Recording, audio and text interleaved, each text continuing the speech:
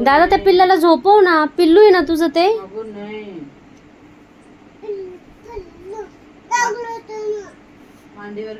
लागलं का त्याला?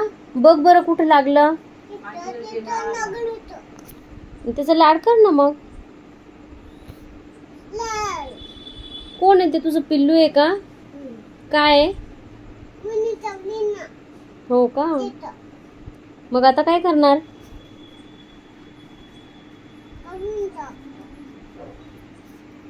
त्याला भूक लागली का? विरांश, तुझ्या पिल्लूला भूक लागली का? ए नाही, तोंडात घालू नको. तोंडात घालायचं नाही. मारू का तुला? शी डर्टी बॉय.